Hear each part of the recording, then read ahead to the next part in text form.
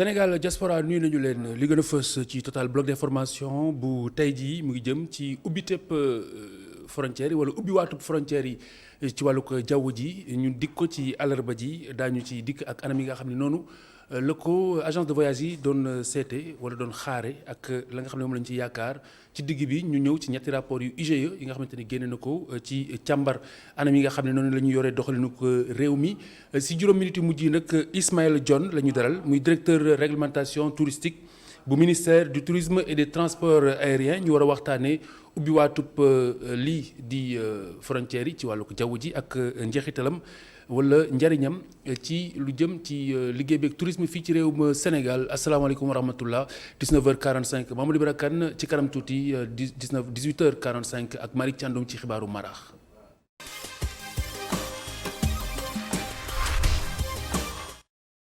ñaari ay bés moo dox suñu diggante ak tabaski bi ni ngeen ko xamee bu njëkkoon clients yi daanaka waxtu wi daana ñu tëj sax loolu di machine yi ku njëkkoolu yóbbu wala ku teelu yóbbu sab ñaw boo moytulee doo solu bésub tabaski waaye gis nañu ne donte jàngoroy coronavirus jaar na fi am na ak tan aslëf bu ñu ko méngatlee ak jamono yo korite gi loolu mooy gis-gisub ñenn ci tailleur yi nga xam ni Omar Kane seeti woon na leen ànd ci ak Moussa Fall moom la ñuy ubbee tey.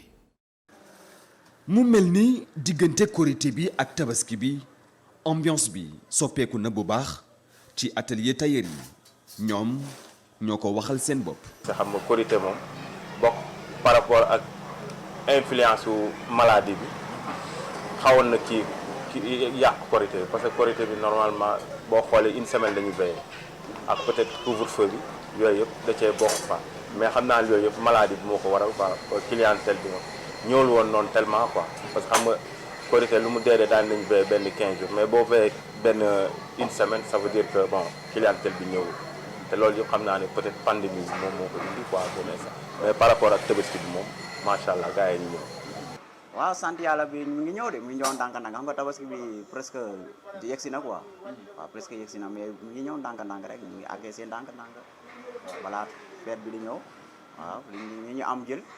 affaire yi moom bon tane na quoi tabaski bi ndax korité bi tamit xam mooy loolu ñun xalaatu yoon wax ba xam ne affaire dina demee nii ci tabaski bi ndax korité bi ni mu demee mais nag comme que bon egsi nañ ba fii affaire yi mu ngi ñëw ndànk-ndànk ñu ci sant yàlla bu baax a baax. benn instant moom mooy loolu. bu mu meloon moom sincèrement ak tabaski bi du benn quoi tabaski bi moo tane waaw. tabaski bi moo tane waaye ba léegi wutee na lool ak tabaski yi passé coronavirus bi moo fa jaar tailleur yi di ko sentir ba ci commande yi ñu jot. nekk loon Covid instant bi nii mooy loolu arrêté gannaaw bu yàgg tamit bon dëkk bi ak nu mu demee am na ñu bëri ñoo xam ne xamul ma la comme client yi ni ñu mën ñëweetuñu noonu c'est parce que bon Covid bi moo ko waral. jàll xam nga dañu teel a fanaan dañu teel a commencé fanaan mais bii moom pour nga fanaan dañu guddee rek dañu guddee presque ay 3 heures et 4 heures nga doog a wàcc quoi mais benn da ngay fanaan cat lii ba bët rek jot kon ngeen doog a ngeen di jóg yeewu ngeen sërëmu toogaat ci machine yi enseignement affaire yi dem.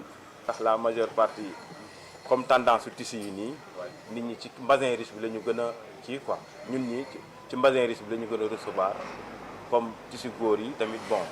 fil à fil yooyu la ñu gën a recevoir par rapport ak année passée dañu jënd nit ñi bon ñu bëri designer bi lañ doon ñaw. mu mel ni du tailleur yi rek ñi jaay fourniture itam yëg bu baax crise bi. xam nga liggéey moom pandémie moo yàq liggéey bi léegi tuuti rek bëgg nit ñi bëgg nañu mais mënuñu comme ça ñu ngi ñëw jënd tànk-tànk rek bu neex ba dernière semaine nag c'est la affaire bi doog a kii ba dëkk bi nekk temps normal nag bu laissé 3 semaines 4 semaines day fekk ñun ñu ngi jaay bu baax mais instant tool moom. ñu ngi jaay tuuti rek xëy na bu demee ba dernière semaine et puis fin de mois bi xëy na bu gars yi amee xaalis dinañ jéem a jublu ci yére yi daal mais instant tool na borom kër yi xar moo nekk seen bopp yi bu yooyu pare nag ñu doog a jublu ci yére yi incha allah. li am ba des mooy tabaski bii dina wute lool ak yi passé.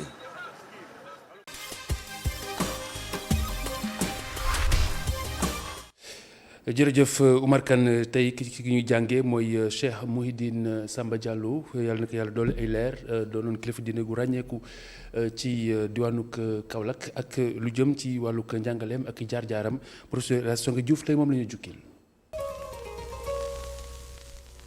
ki ñuy waxtaanee tey nag moo di kii nga xam ne mën nañ ko méngale ak lampe bu tàkk leer nañ jógee fële balle fële ca Sagne Bambara moom mi nga xam ne mu ngi wàccee cosaanoo ci ki nga xam ne moo di Cheikh Alpha Samba Diallo ca Massina ñu bokk ba léegi ci ñi nga xam ne ñu nga wàccee ci njabootu Seydina Aliou ñu rawatina ca Jaafar kooku dowul kenn ku dul Cheikh Mouhidine Samba Diallo kii nga xam ne moom liggéeyam yëpp mooy mottali lii nga xam ne ay waajuram ay maamam bàyyee nañ ko te lam seen liggéey mu ngi tënku rek ci lii nga xam ne lan mooy defar jaam lan mooy defar askan lan mooy taaral suñu dind ak suñu diggante ñu nekk suñu yoneen morom nawle boo demee fële ca dëkk bu tedd bu ndaw bële tudd Sagne Bambara ndaw ci dimension waaye réy lool ci wàllu ab spiritualité Sagne Bambara googee nekk booru Sibassor ca yoonu Kaolack ga Cheikh Mouhidine Samba Diallo bés bu yàlla sàkk moom mu ngi wàccoo ak liggéey boobu nga xam ne ay waajuram dénk nañ ko mu jëlee ko ci leeru yonent bi sallallahu alayhi wa sallam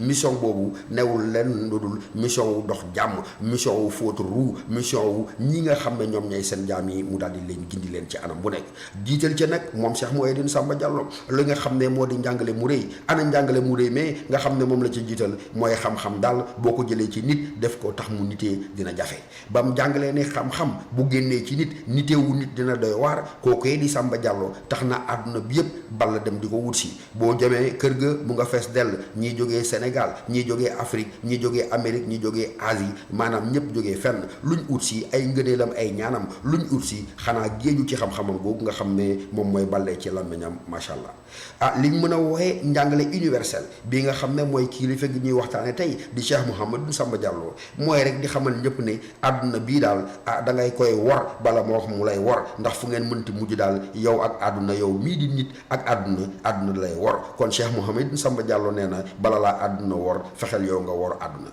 moom itam boole ca mu jàngale ne kon fii dafa dul kër nañu dëddu li nga xam ne moom moo di àdduna moom misaal ko ci li nga xam ne du ak coxor de tur yi sax xaw naa ñaaw waaye bu ngoon ko seetloo lépp loo xam ne la wàllu koppar la wàllu alal la bu jógee ci politique bi moo xam ñu yor nguur yi moo xam ca ku jege dafa naan delloo leen ma ko fa mu jógee ndaxte loolu lam ca jublu rek du ŋàññi kenn du boddi kenn waaye won ne nit ñi ne benn yoon moo fi am moo di liggéey moo di jaamu yàlla loolu rek mooy li nga xam ne moo mën a jural ab texe ab jaam bi boo xoolee Sagne Bambara na mu tëddee sax moom doy na misaal ndaxte foofee leen ñuy wax yërmande dafa law ball fa leen ñu tubaab di wooye solidarité tam dafa law ball fa mu tabax fa moom Cheikh Mouhidine Samba Diallo ab l'hôpital boo xam ne ëpp na 111 millions nga xam ne moom moo ko fa tabax jigéen ñi nga xam ne wax dëgg yàlla dañoo woon lor bu ñuy wasin wax dëgg yàlla kenn du ca fay dërëm naka noonu wala njàng ma mu taxaw ca jàngalekat ya moo leen di fay docteur ya moo leen di fay nee nañ boo moytul Sagne Bambara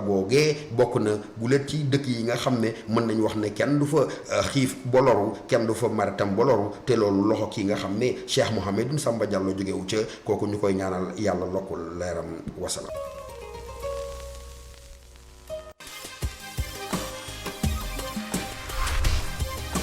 dundin tey ñu indi leen kenn ci alkaati yi ràññeeku ndax doxalinam ci kaw tali bi ñu tippee ko amul yaakaar Ndeye Marième Gueye demoon na dajeek moom ci tali bi waxtaan ak moom ci anam yi nga xam ni noonu lay liggéeyee loolu yi waral ñu ràññee ko ci biir yi maasam.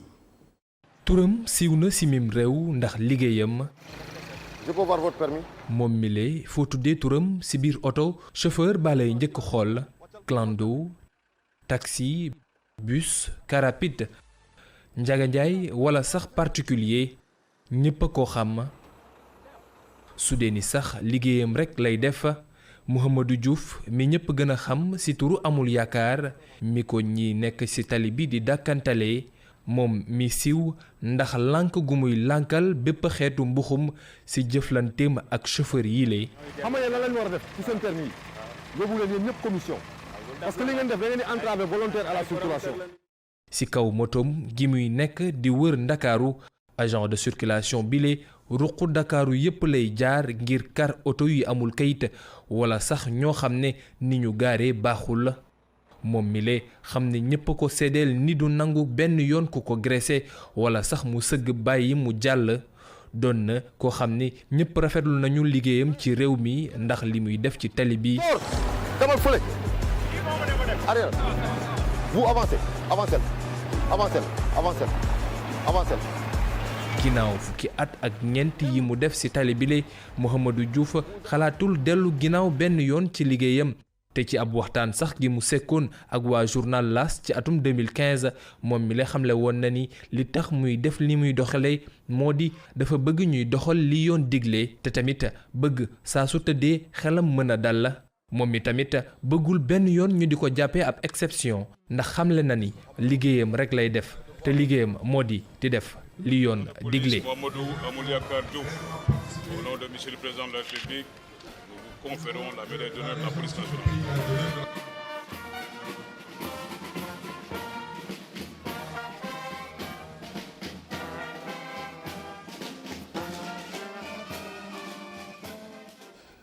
Ndeye Marième Gueye ak Cheikh Hassana Fall ci dundin doon ñu xamle ak ko kii di amul yaakaar ci anam yi nga xam ni noonu la doon doxalib liggéeyam ba ñu mujj ko ci ràññee ci digg bi ci kanam tuuti bu soyee suñu borom daañu waxtaanee ñetti rapport yi nga xam ni mu ngi bàyyeekoo ci IGE muy inspection générale d'État càmbar anam yi nga xam ni noonu la ñuy doxalee yorinu réew mi ngir mën di ko gën a yéwénal muy ci ndigalu njiitu réew mi nga xam ni moom la ñu ko jébbal ni ki démb muy ñett ci ay rapport yoo xamante ne nii bu ci nekk am na lu mu fësal ci anam yi nga xam ni noonu la ñenn ci ñi yore ndomba tànk ci réew mi doxalee muy lu du ñàkk ba bu ñu ci indee saafara dana mën a gën a yéwénal mbir yi muy atum 2016 atum 2017 ak 2018 2019 li nga xamante ni tënk nañ ko ci kayit yooyu la nag moom la ñuy waxtaanee nag ni tey ak docteur Alassane Gueye muy économiste financier di président bu ONG bi ñuy dippee ONG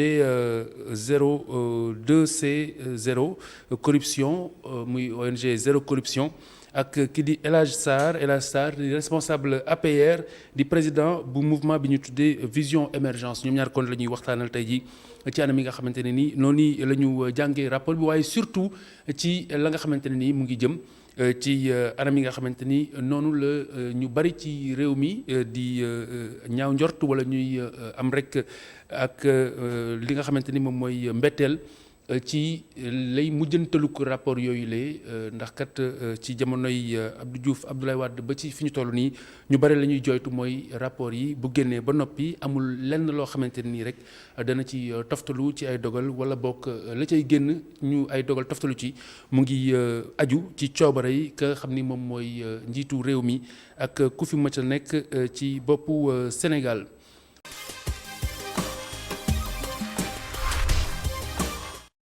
jërë ngeen jëf mbokk yi ñu wéy ci la Total bloc d'information waxtaane ñetti rapport yu IGE 2016 2017 2018 2019 ànd si ak docteur Alassane Gueye économiste ni ma leen ko waxee financier di président ONG 02C 0 corruption ak El Hadj Sarr responsable APR président mouvement Vision Émergence ñu ngi leen di nuyu di leen fay. ñu ngi lay fay monsieur Diakhaté di nuyu aussi monsieur Sarr bu baax. très bien alors docteur ma tàmbaleeg yow ñu commenté déjà première réaction wala benn ci première réaction yi nga xamante ne gis nañu ko avant wala après bi rapport yi génnee ba noppi mooy bu maire bu Thiès Talla Sylla déjà li nga xamante ni moom la dénoncé mooy ngànnaay guñ ko nar a def ak génn buñ ko génne ci lu warul la ma si sa gis-gis. sama gis-gis c'est très simple parce que bu fekkee rapport dafa génn épingle ko comme quelqu'un d'autre aussi. Je pense que population bi aussi dafa war a xam lu xew. Et je pense que c'est tout à fait normal. Et que ça soit Talla que ça soit un autre donc le fait que ñu publier ko ñu wax ci. kooku man je pense que c'est tout à fait normal parce que c'est nous le destinataire final. donc dañu war a xam lu xew. tout à fait alors El Hadj Sarr. oui mais Khalifa dama lay remercier déjà ci invitation bi. donc je pense que c'est des rapports qui yi nga xam ne dañu ñëw ci waxtu bu ñu war a ñëwee. man jàngat bi ma ci def rek mooy dama jàpp ni que ni Sénégalais yi ba tey dañu desee familiariser wu un peu ak xeetu rapport yu mel nii. parce que dafa di en tout cas pour république bi nga xamante ne nii c'est une grande république comme le Sénégal. nga visiter un peu sunu histoire on a souvent été frappé par des histoires de scandales de corruption. ñun ñi nga xamante ne nii ñoo jël nguur gi en 2012 mën naa ne tey régime bi fi nekkoon bi boo gisee ñu jotal leen fi balayé c'était sous des fonds de suspicion de corruption wala yu demee noonu.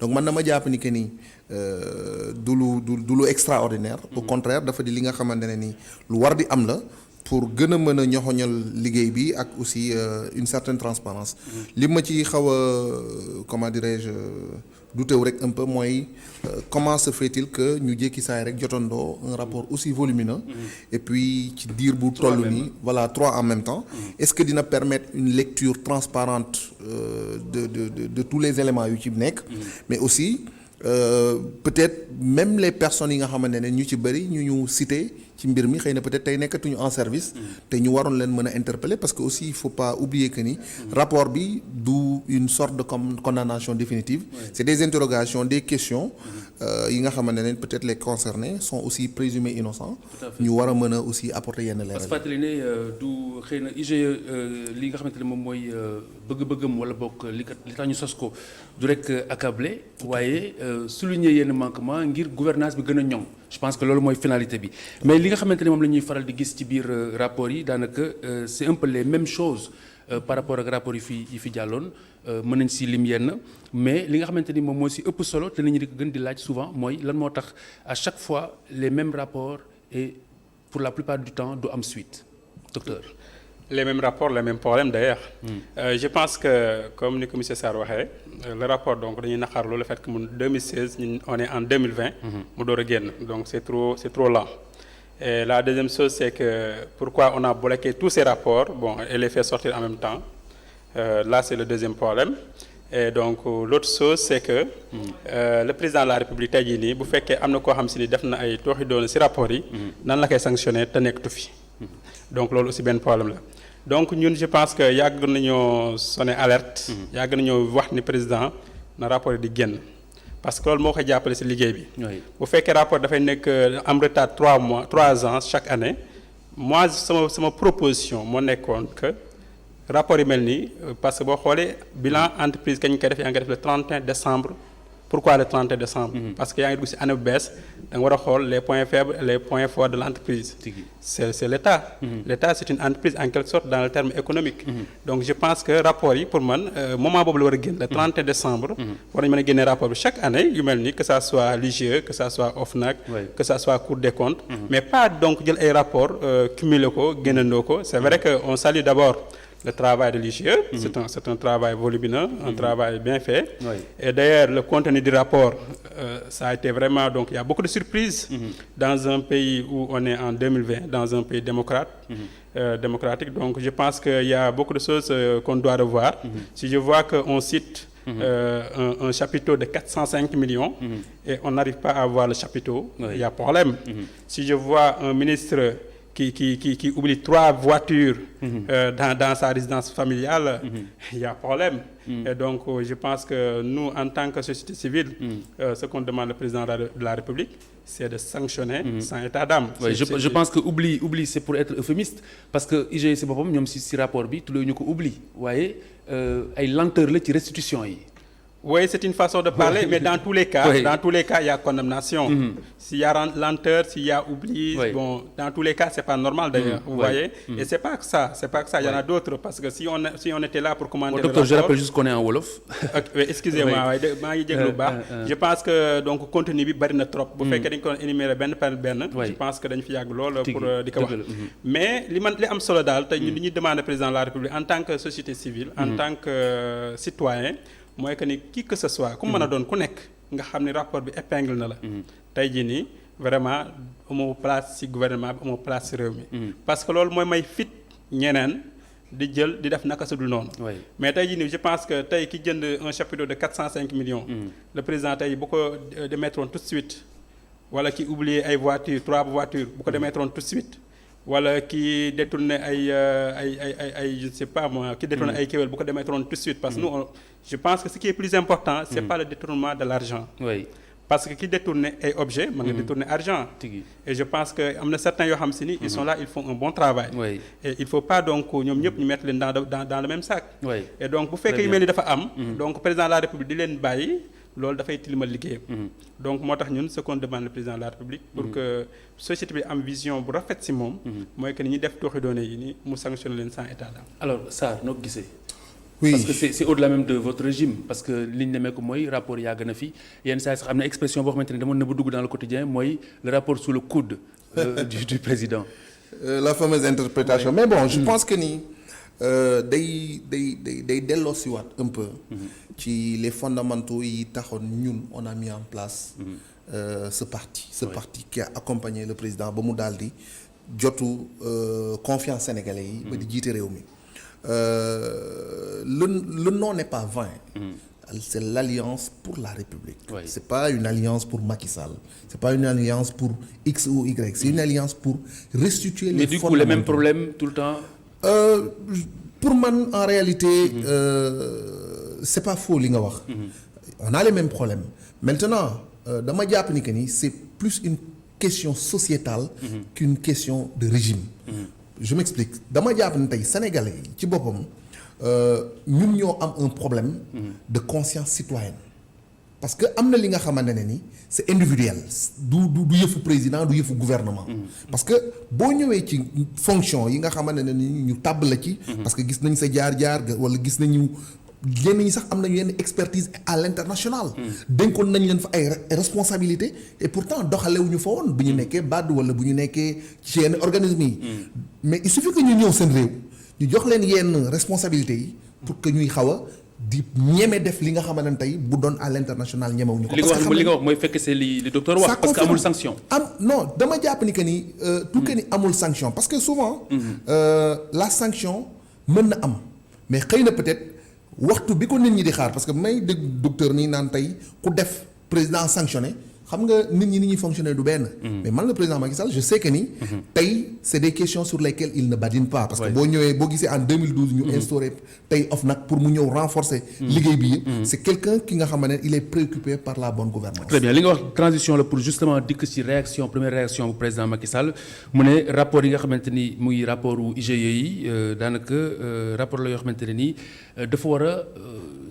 maanaam ku nekk si ñun mu delloo la ci nga xoolaat sa bopp xoolaat say doxalin mooy lu ñuy woowee introspection ak responsabilité individuelle mooy bi nga wax ak collective waaye ngir ñu daal di fexe ba réew mi li ñu ci bëgg ñu am ko te daal di gën a dëgëral lii di état bi loolu dafay firnde rek li nga xamante ni wax nga ko léegi waaye li nga xamante ni également lu am solo la mooy am na régime bi muy ñëw loo xamante ne nii doon na ko bàkkoo mooy vertu mooy sobriété tey ci rapport bi li ci gën a fës wala lenn ci li ci gën a fës te IGE daal di ci taxaw mooy passation de service yi nga xamante ni dañu koy politiquer wala ñu koy def mbéx wala ay xew passer à côté de l'essentiel loolu dafay wane rek ne kon ci point de vue boobu noonu régime bi réussirul bokk pari boobu mu jëloon. Absolument monsieur Diakhaté bon moi en 2012. En voyant le discours du président boo dégloo discours président de la République nga xool ni mu engagé woon nga xool ni mu bëggee woon teg Sénégal ci raay bi nga ñëw en 2020 parce que je pense que ce qui est plus important mooy que ni ñun société civile bi ñuy wax yàlla dafa def am ñu parti politique li am solo rek mooy dañu xool li askan wi soxla ak li ñu mën a conseiller président ñu wax ko mais boo xoolee président donc allure bi mu jëloon dafa wàññeeku carrément loolu nag li tax mu wàññeeku effectivement mooy sanction yi li monsieur Sarr wax na dëgg moo tax mu gën a wàññeeku. beneen bi aussi mooy bu fekkee nit ki chaque fois bu defee benn mbir li ñu ko war a daan duñ ko ci daan. dana tax mu wàññeeku. ñetteel bi mooy aussi force bi nga xam si yenn corps yi war nañu ko mën a am manqué na. parce que man sama proposition bi ñu def la président de la République mooy pour que une bonne gouvernance yi mënul ñàkk. bi ci njëkk mooy. procureur nekk un procureur indépendant c'est pas seulement pour l'Afrique pour le Sénégal c'est d'ailleurs pour toute l'Afrique mu nekk ku ñuy fal waaw xam nga procureur bu nekk un procureur indépendant lu déglu président de la République mën na jàpp ku nekk ci gouvernement bi comme mën a jàpp ku nekk ci opposition bi bu nekkee bu amee un mandat fixe bu jeexee de dem tey jii nii monsieur Bassirou Gueye ce qui est sûr bu wàccee tey donc position dana am lu ko metti parce que day xam ne am na lu mu waroon mën a def te defu ko vous voyez parce que c'est un bon citoyen donc moo tax ñu proposer un procureur indépendant deuxièmement bi ñu proposer woon koo xam si maanaam da ngay def transhumance parce que boo xoolee li waral loolu tey rapport bi dana am ñu mu jàpp supposons avant monsieur Wade monsieur Sall rapport bi ñu mu jotoon jàpp dañoo ñëw transhumé mais bu fekkee da nga limité transhumance kon bu boobaa yow doo transhumé boobaa li ngay def dafay leer troisièmement ñu propose président de la République en même temps le président de l'Assemblée na ko ñi nga xam dañuy yor service étatique wàllu impôt wàllu domaine c'est très sensible. Tu vois un directeur qui donne de l'argent à gogo loolu ñu ne bu fekkee ñoom defuñu politique. dana tax liggéey bi yomb. mais surtout sobriété boobu man si laa bëgg ñu taxaw si surtout parce que lu ñu bàkkoo la. absolument lu ñu bàkk la. te tey jii bu IGE demee ba seetlu ko ne dañuy politiquer wala boog dafa fàttali ne du bërëb yoo xamante ni bërëb bu politique la. bërëb yoo xamante ni bërëb la yoo xamante ni ñu war a taxaw échanger ki nga xamante ni moo fiy jógee bàyyi fii procès-verbal bu leer boo xamante ne nii kii ñëw dina xam fan lay tàmbalee ak fan la jëm. mooy li ma lay wax nii xam nga sobriété li si njëkk mooy. nit ki li muy def mu xam lan la. mais bu fekkee tout le temps looy def nekk da ngay politiquer donc sobriété du mën a am. parce que bu fekkee nag am portefeuille de client yoo xam ne ay politiciens lañ faaw nga leen satisfaire. moo tax ma la ñett yi nii bu fekkee ni adopté nañ ko li si des day yomb. léegi nag beneen bi si des mooy bu fekkee da nga atem tey France nga gis un premier ministre qui passe un député qui passe il y a pas de différence. par rapport à un particulier. Mais au Sénégal, il y a un ministre qui passe, mais pas au Sénégal, en Afrique très souvent. Un ministre qui passe, il y a 3 voitures derrière lui, 3 voitures devant, 4 motards. Mais pourquoi tout cela? Et l'argent qui est consacré à cela, pourquoi tout cela? Donc il faut qu'on ait ce qu'on appelle éveil de conscience. Ministre dina jël war vélo dem conseil des ministres. Absolument et mu doon lu ñuy rafetlu xamoon nag Sénégal. ministre Abdou Karim Sall chaque dimanche da ngay daje ak moom muy war vélo ci dëkk bi. non je pense que li nga wax noonu. c'est fondamental. mais je voulais juste rebondir un peu ci li mu wax. xam nga dama jàpp ni que nii. man je ne fais pas de dichotomie entre société civile avec les partis politiques. man dama jàpp ni on a un problème de sénégalité.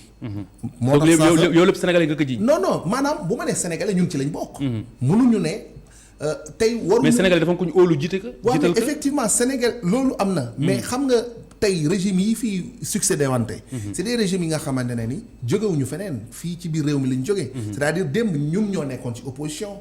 ñun ñoo doon dénoncer yenn pratiques yi. comprendre nga tey on est au pouvoir suba dañ fiy jógee. tey vous êtes au pouvoir yéenay def pratique yi ngeen doon dénoncer. mooy li ma wax c'est-à-dire. comme li ma wax ni que ni tey dama jàpp ni. su dee am na jëfin parce que je suis pas aussi dans une logique de dire que ni tout est rose bu dee am na jëfin bi nga xamante ne c'est répréhensible lu ñu war a ñaawlu la tey démb bi ñu nekkee ci posture boobu noonu on dénonçait la même chose tey am na ki nga xamante ne mi ngi ne xel toog fii di dénoncer ce qui se passe de l'intérieur demain s'il n'a pas cette conscience citoyenne bu toogee day def lu ko raw. je pense que ça waxoon ngeen fi sax ne doo leen parrainer ay xew-xew. oui mais par rapport ak loolu quand même je pense que ni en 2014. président jël na fi ay ndogal un peu lu jëm ci wàllu passation de services yi. jëm nañ ci ay boo rappelé woo après le scandale de Mbagnick Ndiaye. bi muy def passation service am avec ses déclarations tout ça on a pris des mesures pour lu jëm ci passation yi et depuis lors am na ci évolution. maintenant c'est des choses yi nga xam ne c'est des pratiques longtemps ancrées. ci fonctionnement administration sénégalaise mënoo tëb rek. xëy balayee ko d'un revers de main. mais man je refuse de croire que ni. les mauvais c'est les politiques les bons c'est la société civile parce que am na ay recommandations yu ngeen defal président yu mel ni ay transhumance yu mel ni comme par exemple li ngay wax nu mu tudd yenn corps yi ñu interdire leen. pour ñu def politique dama jàpp ni que ni yaa ngi cité France un exemple mais dans ces pays là.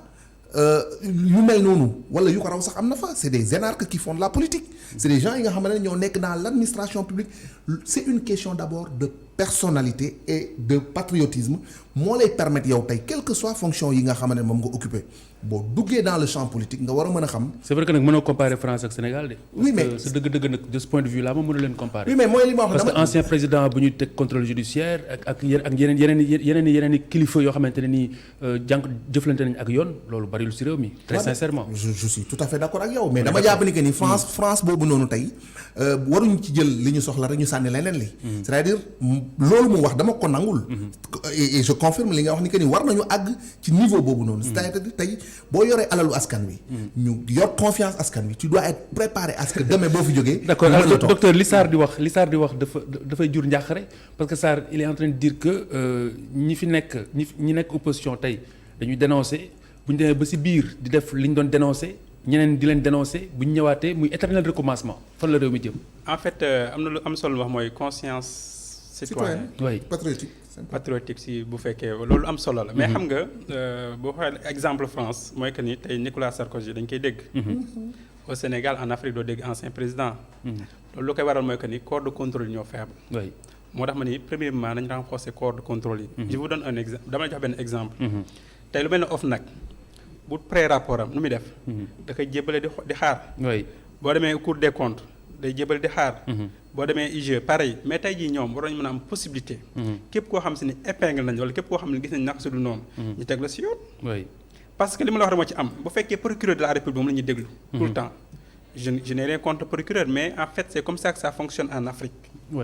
C'est un procureur qui a été donc nommé par le président de la République. Et donc qu'est-ce qui se passe donc moom day xaar tout le temps président de la République du dëgg. voilà léegi kon kooku dafay faible pour mën a def yenn yi. léegi nag li monsieur Sarr wax dafa am solo tellement que ni ñi nekk ci opposition bi di dénoncer bu ñu duggaatee di def naka su dul noonu loolu dafay prouver que ni li mu njëkk a wax mooy manque de conscience mais bu fekkee nit ki tey dañoo limiter mandat bi ma leen wax nii mandat transhumance bi. parce que am na ñoo xam si di nga def vive dañ ko def gagne-pain. ak làqukaay. waaw mooy loolu xam nga làqukaay li koy indi mooy transhumance. yow bu fekkee tey kii dafa nekk président yow nga nekk opposition. bu nga nekk au pouvoir. toj kees gi moom mu nekk président mu woo la. kaay ma làq la. mais imagine tey jii nii bu fekkee li ma proposé président de la République mooy que ni. képp ku transhumé. casier judiciaire da ngay dem da nga koy demandé. on note que monsieur Diakhaté transhumé na telle année à telle année vers tel parti. kii mënutul nekk DG. kii mënutul nekk ministre. kii mënutul nekk député. parce que parfois est-ce que mën nañu jàpp ne parfois rapport yu ni demee day nekk outil de chantage ci ki nga xamante ne moo nekk pouvoir bi par rapport ak ñeneen ñi mu ko séqal. bon en fait boo yëngoo ma génne rapport bi. waaw mais xam nga mooy la ma la wax sànq. parce que je pense que un gouvernement lépp dafa war a leer. que ça soit nga nekk pouvoir. que ça soit nga nekk opposition. moom boo yëngul yëpp lépp dafa war a génn parce que ñun loolu lañu soxla. en tant que citoyen. mais alors mais moi j'ai une réponse simple par rapport ak loolu. Je vous rappelle que la première personne bu transhumé sous le régime de Macky Sall c'est Bayla Wane. moo njëkk jóge PDS ñëw APR. et pourtant terewul bi ko yoon naree daan mu daan ko. la transhumance en soi n'est pas un du délit. bu ñu war a mën a inscrire ci sa casier judiciaire tey boo jëlee par exemple France ñu dellu fa bi Macron ñëwee qui était un socialiste quand il a mis en place sa formation politique tey son premier ministre bu dañu doon bannir qui a été un républicain qui a été avec Nicolas Sarkozy qui a été dans un courant différent ba ci Édouard Philippe bi mu remplacé ñoom ñëpp ànduñu woon en réalité la transhumance xëy na peut-être réew mi fii ñoo ko jël def ko nañ ko def tey mais en réalité ce n'est pas un délit parce que c'est une question d'abord de conviction. kenn waxul ne délit mais moralement te sur les faits gis nañu ne yenn saa yi laxukaay lay doon. mais d'accord naa ak yow mais comme li nga wax c'est-à-dire moralement sax des fois. day tey xel am na ñi nga xamante ne ñoom ils ont juré que ni du ñu far ak opposition ku ñëw ñu ànd ak yow. mais am na ñi nga xamante ne aussi ils le font parce que tout simplement. Khalifa mii mën na nekk président ba muy laaj nguur gi gëw ma woon programme bi mu présenté mais bi mu jotee nguur gi di doxal ma gis.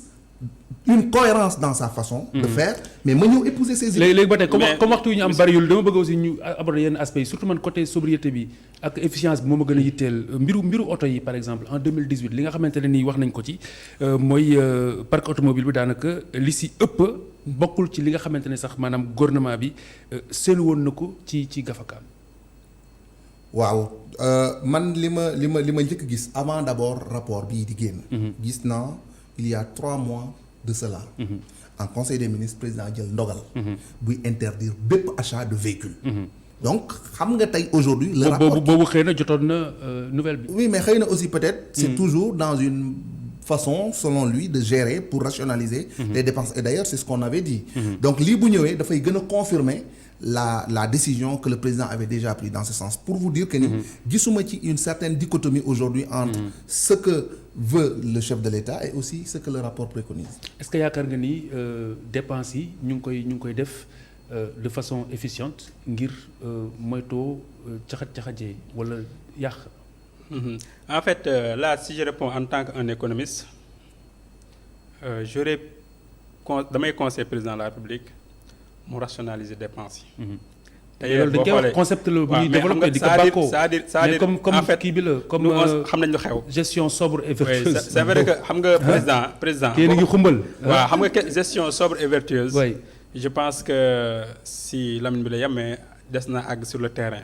Parce que monsieur Sarr xam na lu xew man xam naa lu xew yaa ngi dugg ci bureau yi yaa ngi jot rapport yi yaa ngi gis dépense téléphonique yi yaa ngi gis dépense carburant yi yaa ngi gis dépense voiture yi yaa ngi gis déplacement yi donc les billets d'avion tout ça xam nga yëpp yaa ngi koy gis donc ñun ñëpp xam nañu xew donc je pense que dans un pays boo xam si ni on est à 8500 milliards de dettes vous voyez. Je pense que le budget du Sénégal 4000 milliards et je pense que lu ñu njëkk war a def mooy da nga war a rationaliser ses dépenses et je pense que le président de la République foofu soxla na ay conseils yu am solo bi ci njëkk mooy d'abord ñu wàññi ce qu'on appelle donc les ministres il faut qu'on soit rationnel allez-y par exemple vous prenez la France plus de 63 millions de personnes vous prenez le Sénégal on est à 16 millions de personnes ñun suñu ministre moo ëpp pratiquement ministre français yi. Vous prenez par exemple les députés, pareil, vous prenez au conseil et collectivités, hein? Vous prenez, en fait, dafa bëri institution yoo xam si ni boo bëggee conseil président si gestion sobre et vertueuse yooyu faaw mu éliminer ko. Si je vous pose une question na la au conseil et collectivités lan lay jariñ loo may répondre est-ce que en réalité xam nga ko en réalité mënoo ma jox benn réponse bi exacte donc c'est-à-dire chambre la yoo xam si ni dañuy casser clientèle politique et je pense que président foofu rek la war a ñëwaat xoolaat parce que je pense que maintenant on est dans une ère boo xam si ni rationalisation waaw li ñu xaar mooy président def benn affaire ñu topp ko si mais quant à que politique yooyu ñu vraiment donc day très bien il est clair que rapport bi yi mu dénoncé yu si bëri xëy na bu ñu ko doon wax comme ni ngeen ko waxee du fi xaj waaye dañ siy jukki rek yenn yoo xamante ni xëy na yu ñu jàpp ne yu am solo la par exemple bu ñu jëlee ñaari département yoo xamante ni département yu am solo la muy économie et finance ak département bi nga xamante ni mooy département environnement jamono ji ñuy wax waxu développement durable foofu la ñu gën a nemmeekoo en 2016 par exemple ay manquements yu doy waar ci wàllu gouvernance bi ak lu jëm ci exécution marché public yi si ñaari département yu sensible yoo xamante ne nii ñoo si daanaka benn bi moom fu mu toll day méngoo wax jamono mais beneen bi moo gën a méngoo wax jamono ji muy ministère du développement durable. Bon c'est vrai que c'est pas sensible hein, mais je pense que ñun parfois dañuy jël loo xam ne si benn concept yóbbu ko fu mu àggut. Actuellement où on parle le ministre du développement durable waru fa nekk du dëgg.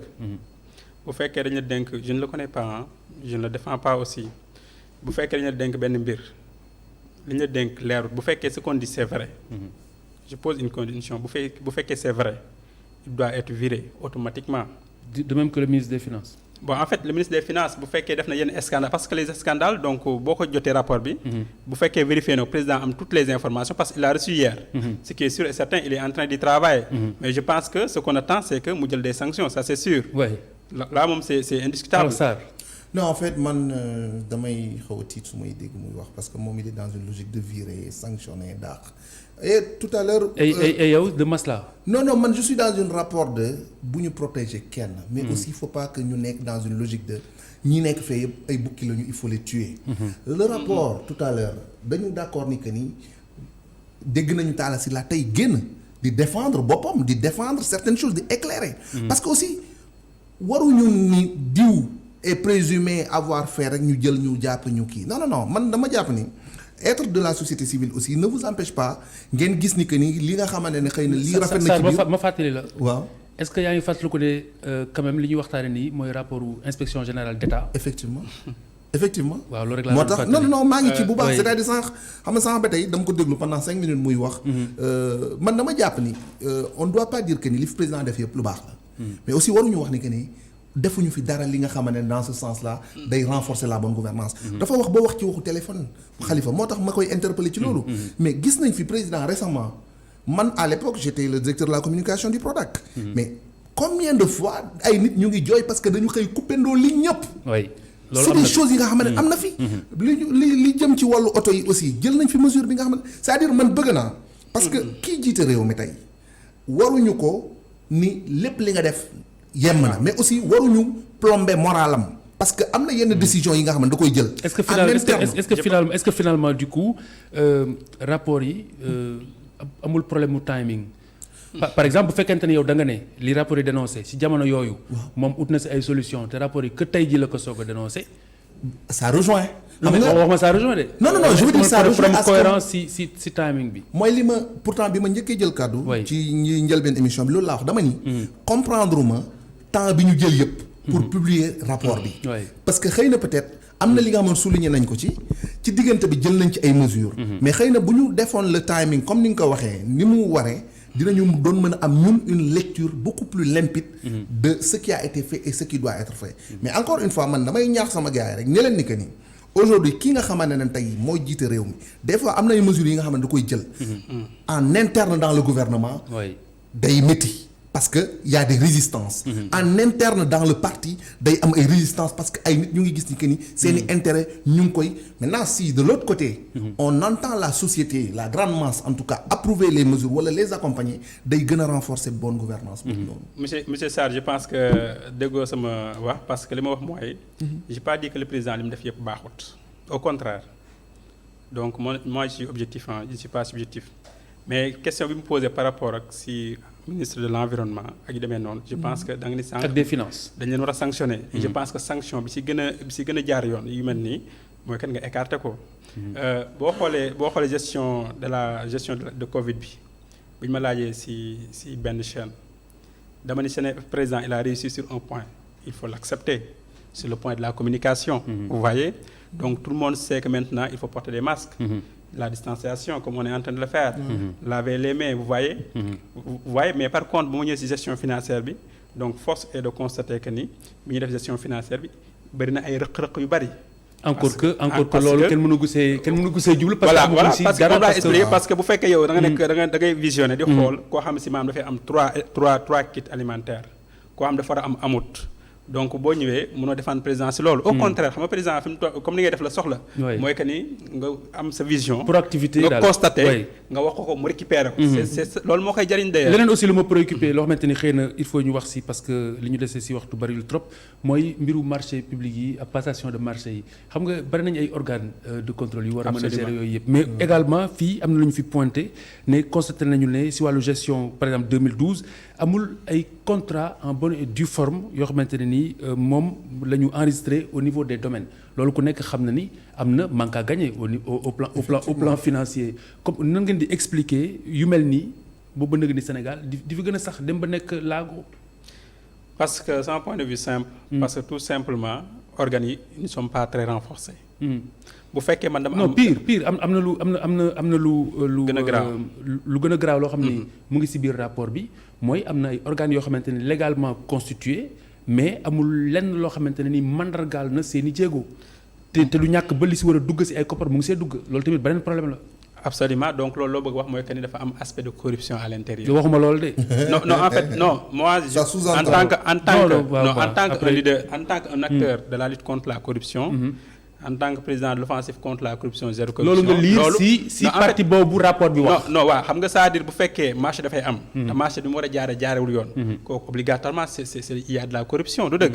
kooku on n'en discute même pas c'est des constats c'est normal donc voilà il faut pas donc. non dama yaakaar ne sax yaa ngi ci bërëb yi ñu sos ba noppi. mu légal yëpp bokk si te ba nëgër ni amul dara lu ñu ko gis mu yëngu te muy lekk koppar.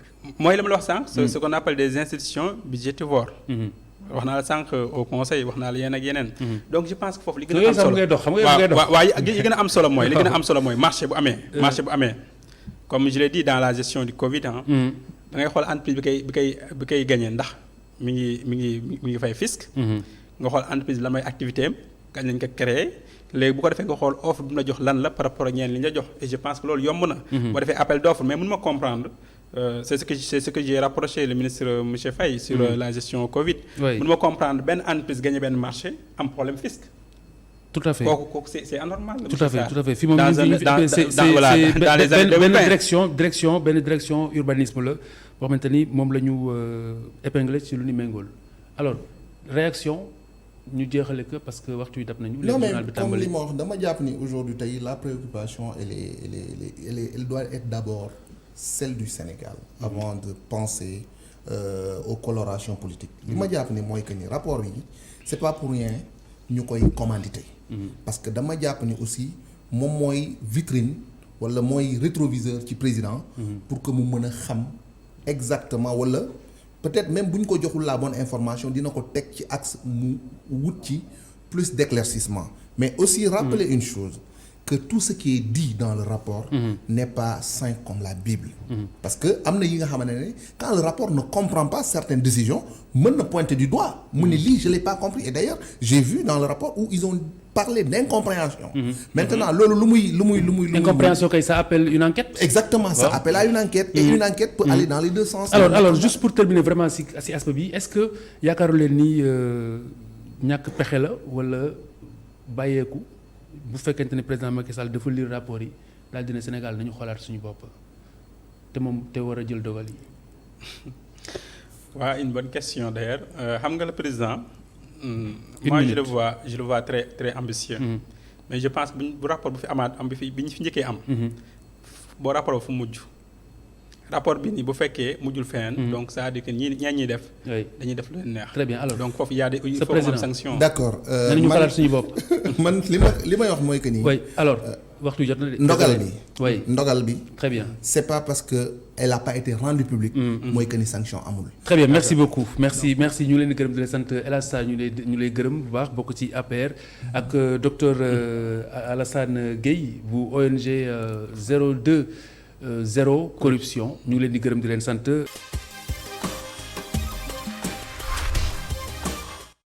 Ce mercredi 15 juillet 2020, le Sénégal rouvre ses frontières aériennes. Un ouf de soulagement pour les agences de voyage très impactées, vous le savez, par la fermeture des frontières à cause de la pandémie de coronavirus. Tout de même, la mesure comporte quelques restrictions et obligations. Mame Abdou Gueye Kassé, que nous retrouvons juste après ce reportage. Dans cette agence de voyage, plus que quelques heures de la réouverture des frontières aériennes, l'enthousiasme est à son paroxysme. Cette reprise a toutefois un goût amer dû à la fermeture de l'espace aérien européen au Sénégal. L'essentiel des billets vendus concerne d'ailleurs ce continent. Aujourd'hui, nous pouvons dire que peut-être 50%, 60% de notre clientèle doit partir en Europe. Donc si aujourd'hui, il n'y a pas cette possibilité, ça impacte notre chiffre d'affaires, ça impacte bien sûr notre travail.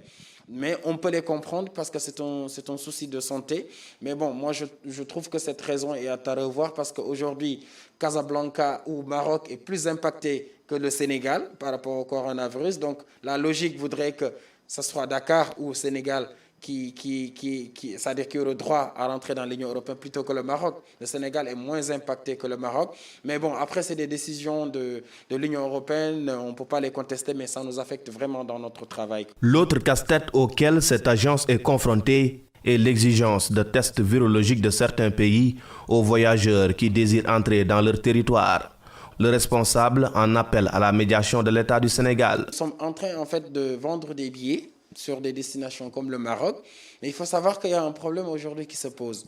Les gouvernements d'accueil ou les aéroports d'accueil, ils exigent que les passagers entrant dans leur territoire soient munis d'un test de moins de 48 heures, et c'est un test sérologique, et c'est un test PCR, qui prouve que le passager n'est pas contaminé. Donc ça, c'est une exigence, par exemple, du Maroc. Maintenant, le problème qui se pose, c'est que ces passagers-là, aujourd'hui, ils se rendent dans des laboratoires comme l'Institut Pasteur. L'Institut Pasteur n'a pas de compétence à donner des tests à un citoyen lambda, sans autorisation de l'État. Donc c'est un problème aujourd'hui que les clients nous soumettent et qu'on a du mal à gérer.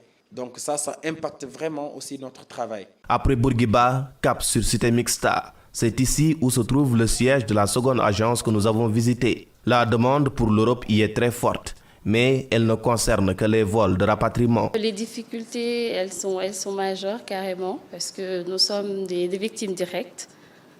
Voilà, donc notre principale activité, c'est la billetterie, la vente de billets d'avion. Donc, quand on sait que quand les frontières sont fermées, ça veut dire que notre activité est au ralenti, et ce qui est très difficile. Vraiment. La demande, elle est forte pour l'Europe, carrément. C'est pourquoi l'activité est carrément au ralenti. Fermées le 18 mars dernier à cause de la pandémie de Covid-19, les frontières aériennes vont rouvrir ce 15 juillet. Bonsoir. Bonsoir Khalifa Ravi de vous retrouver. Donc demain 15 juillet, mercredi, le Sénégal rouvre donc son espace aérien, une bouffée d'oxygène comme on l'a vu pour les agences de voyage. Oui, tout à fait, Khalifa Diakhaté. Lorsque le Sénégal prenait la décision de fermer donc, de manière temporaire ses frontières aériennes, notre pays n'enregistrait pas autant donc, de personnes infectées au coronavirus. Maintenant, on comptabilise près de 10 000 personnes donc, atteintes donc, de la pandémie de Covid-19. Et c'est à cette même période que l'on va rouvrir en quelque sorte nos frontières aériennes. Comme vous le voyez, donc ces agences ne travaillent quasiment plus, puisque qui parle de fermeture de frontières aériennes, donc écarte toute arrivée donc comment dirais-je, de touristes ou bien de voyageurs étrangers sur notre sol. Donc aujourd'hui, avec cette ouverture-là, ils pensent pouvoir en quelque sorte reprendre de la couleur à la bête, quoi. Très bien. Alors, mais faut-il justement attendre, pour ne pas dire espérer, que l'Union européenne revienne sur certaines restrictions, rouvre ses frontières En tout cas, de mon point de vue personnel, on s'achemine vers ça, puisque le Sénégal est un partenaire quand même non négligeable de l'Union européenne, vu son rôle extrêmement important vu ce rôle extrêmement important qu'il joue dans la sous-région ouest africaine et même en Afrique de manière générale. Aujourd'hui, je pense que cette décision prise par l'Union européenne, elle n'est pas temporaire, elle n'est que temporaire, comme l'a eu à le préciser la représentante de l'Union européenne au Sénégal, Madame Mingasson. Et le Sénégal aujourd'hui, quand même, c'est un partenaire non négligeable. Et forcément, d'ici quelques temps, je pense que si les choses continuent ainsi, l'Union européenne va revenir sur sa décision et autoriser donc le Sénégal à un peu voler, à envoyer, en tout cas à envoyer des touristes ou bien des citoyens désireux d'aller en Occident, d'entrer sur le sol européen. Absolument. Merci beaucoup Mamadou Gaye Kassé. C'est moi Khalifa. Rendez-vous mardi prochain, Inch'Allah. Voici les 5 dernières minutes de ce bloc d'information.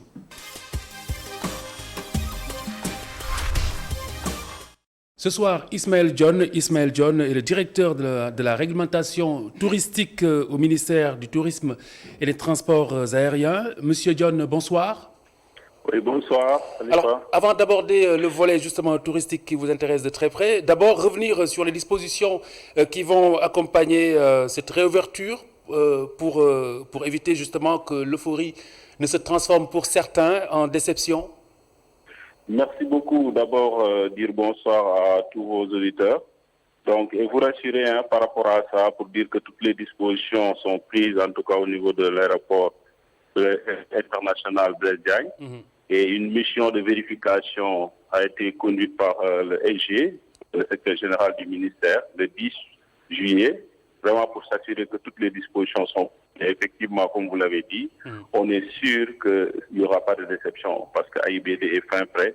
Et là aussi, tout le personnel est prêt, mobilisé quand même pour vraiment assurer un service respectant vraiment le protocole sanitaire déjà établi par le ministère. Alors, dans quelle mesure justement, pour parler tourisme, les agences de voyage pourront tirer leur épingle du jeu, compte tenu justement de certaines restrictions, comme on le disait tout à l'heure avec Mamadou Gaye Kassé, ou obligations encore de rigueur? Oui, je pense qu'aujourd'hui quand même c'est un ouf de soulagement, je dirais, parce qu'après quelques mois, en tout cas plusieurs mois sans activité, je dirais, parce que si vous prenez le volet billetterie seulement, là, déjà, les gens étaient sans activité. Mais avec la reprise aujourd'hui, on peut quand même dire que ça va bouger un peu. Je dis bouger un peu parce que tout simplement, comme vous savez, avec les vols sous-régionaux, donc il n'y aura pas grand-chose, mais c'est mieux de ne pas avoir quelque chose. Donc c'est pourquoi quand même on attend vivement et on est très optimiste. J'ai entendu d'ailleurs votre invité parler de cela, parce que l'ouverture prochaine, en tout cas, pour ce qui est de l'Union européenne, qui est un grand marché émetteur pour le Sénégal en matière de tourisme. Donc là, déjà, sur les vols intercontinentaux, on sait que les agences vont encore, en tout cas, se sentir beaucoup plus à l'aise avec cela. Mais avec les vols sous-régionaux, comme je l'ai dit, la rémunération n'est pas très importante, mais c'est mieux que de ne pas en avoir. Donc, pour dire que quand même, ce sera une très bonne chose pour les agences. Alors, le secteur a pu bénéficier, on le sait, du soutien de l'État du Sénégal, mais à ce jour, à combien est-ce que vous estimez le manque à gagner depuis le début, justement, de la fermeture des frontières au plan touristique? Vous savez, déjà l'État du Sénégal, à travers l'ANSD, avait fait une étude, n'est-ce pas, qui évalue un peu le manque à gagner à 148 milliards dans le secteur, pour le secteur du tourisme, de l'hôtellerie et de la restauration. C'est très important. Et récemment aussi, vous avez vu les acteurs faire un communiqué aussi, estimant en tout cas le manque à gagner à 200 milliards, donc entre 150 et 200 milliards. Oui. Là, déjà, c'est déjà énorme pour un secteur aussi stratégique que le tourisme. Mais comme vous l'avez si bien dit, l'État du Sénégal a vraiment aidé le secteur du tourisme, parce que je dis souvent que vraiment c'est un secteur qui était sous perfusion.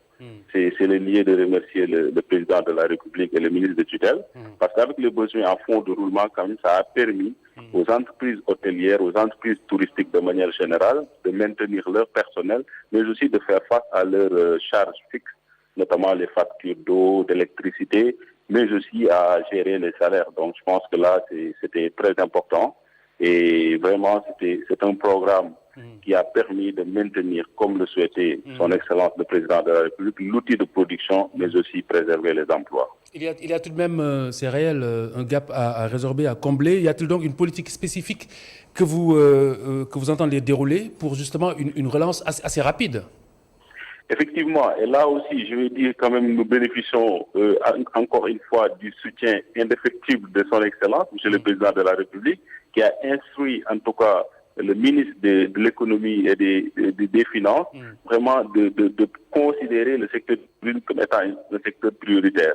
Et récemment aussi, vous avez vu que le programme, en tout cas le plan stratégique du ministère du Tourisme et des Transports aériens, a été adopté en Conseil des ministres. Et là, quand même, on est en phase, en tout cas, de préparation pour la mise en œuvre. Les travaux ont commencé avec le ministère des Finances. Donc, pour dire qu'aujourd'hui, avec ce plan stratégique qui va durer 5 ans, va nous permettre quand même déjà d'entamer la relance des activités, mais également avoir un programme de promotion sur mesure qui vise uniquement le tourisme, en tout cas interne. Aujourd'hui, vous avez suivi un peu l'agence, qui est en tout cas notre bras opérationnel en matière de promotion touristique, vraiment développer un programme extrêmement important dénommé TAMU Sénégal. Moi, je pense qu'aujourd'hui, on est fin prêt vraiment pour relancer ce secteur et comme je l'ai dit, avec l'appui en tout cas indéfectible de son Excellence le Président de la République. Alors, inutile de poser ma dernière question, vous y avez déjà répondu. Merci beaucoup, Monsieur John, d'avoir été avec nous sur ces 5 dernières minutes. Vous êtes le directeur de la réglementation touristique au ministère du Tourisme et des Transports aériens. Merci d'avoir été avec nous sur cette édition de la Total Bloc d'information. Rendez-vous demain, Inch'Allah, pour une nouvelle édition. À suivre sur ITV, Best of de Tok Tok Sénégal, votre matinale déjà plébiscité au bout simplement de quelques numéros, même pas une dizaine. Et puis juste après, suivez Sénéwood. Bonne soirée sur ITV.